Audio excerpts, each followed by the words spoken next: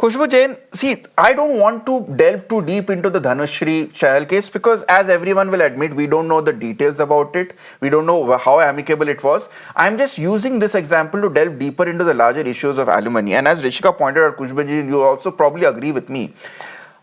Reaching the state of a mutual divorce when you file a joint petition before the judge saying that you want to separate, the stages going to that is a lot like a boardroom negotiations. You have both partners with the lawyers trying very hard to bargain and negotiate over it. And there is always this elephant in the room of the threat of false cases. There's a threat of a long period of harassment for both sides at this point. And at the end of the day, whichever party has more leverage succumbs in the form of a very manipulative on settlement, which is then presented as quote-unquote mutual. Is that a practice which, as Tasneem ji is pointing out, the courts really have no business looking into? Because we have discussed about how laws are being misused all in order to ensure there's a hefty payout in a mutual settlement.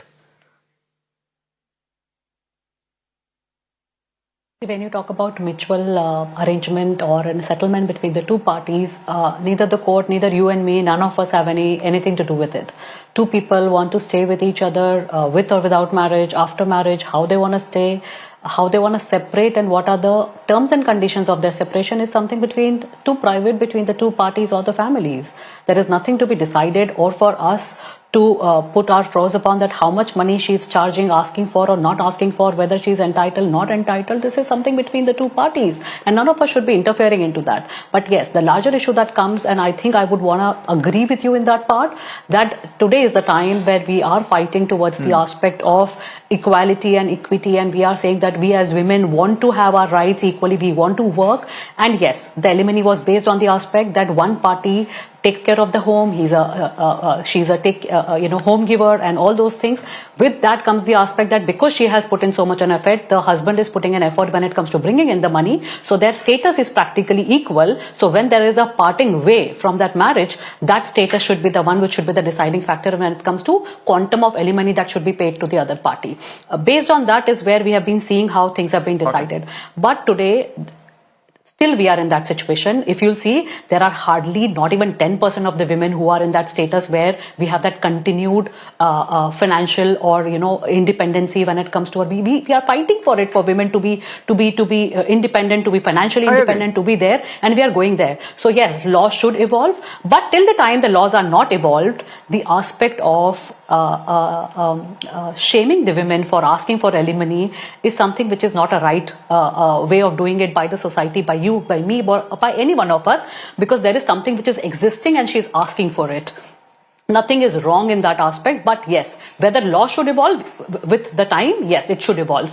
Whether that should be case-to-case basis, yes, it should be case-to-case basis decided that what is the status of the women, financial status of the women, how much effort or years have been put in, and compromising part, and those factors which are there when it comes to deciding the quantum of alimony, yes, those should be applicable case-to-case basis. But whether a woman has a right to ask for it or not, yes, the law gives you the right to ask for it, and there should be a way to right to ask for it, and one should not use the names as gold digger attached to it, or whether it is wrong or shameful for her to ask. You mentioned a very important point, Khushbu, and I want to bring in Deepika at this point. Deepika, while yes, you and others have rightly argued on this forum many times that the laws are biased towards women, let's also agree that the system is very disgustingly patriarchal and is inherently slanted against women. We have seen the horrific levels of trolling. Since we're talking about this case, we've seen the horrific levels of trolling that Dhanushree Verma has gone through for several years now on our social media platforms, even till this date. We still don't know what brought their marriage to an end, but Yuzvendra has never gone through anything close to that.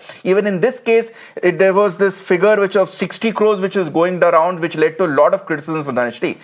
In that case, given the fact that it's a lot harder for a woman, even of Dhanushree Verma's status, to continue with life after being divorced, given how social biases still exist, isn't there some sort of compensation she's justified to at the end of the day? Well, I am not too sure, Ritangshu. If we are saying we don't know what has happened in the marriage and we don't know what is the facts of the case, then let us not assume that Dhanushree is also a victim. Given their celebrity status, in fact, this was one of the arguments that in the public eye, there's only one person who has been shamed, no, Deepika? I'm sure even you will agree that only Dhanushree has been shamed and called the worst kind of abuses. Yuzvendra has not been called that. there are all kind of comments that are coming against Yuzi as well. People are saying he's a cheater. He has cheated in the marriage. There are people who are writing all kind of comments, Ritanshu. It's just that what women are called usually gets amplified. But if you remember Shikhar Dhawan's case earlier, when his wife had put out a post that she's going for a divorce for the second time, everybody made assumptions that Shikhar has done something wrong. So it doesn't go one way. It goes either ways. Men are also blamed all the time that he's infidel. Hardik Pandya case also, if you would have seen, everybody was saying, he's a philanderer, he's a womanizer, he's this, is that. People judge on social media, people judge both the people. It's not different. But to the earlier panelist, Ritanshu, fine, it is a mutual amicable divorce. We cannot discuss, but let us talk about what is the message that's going out in the society. Just today, Delhi High Court has taken up a case where the woman was being told by her mother that you please do not take up a job when your marriage is breaking down because it will lose the chances of your alimony. There are a lot of judgments that have come where the woman has, despite being educated, despite being totally capable, is sitting at home in order to take a maintenance or alimony.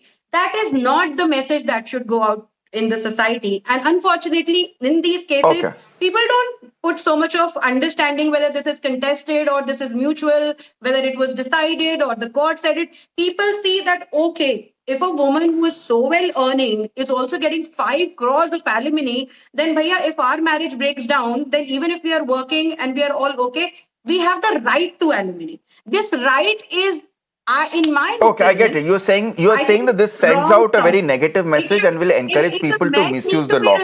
In this case, I have I have 3 minutes on the panel, and since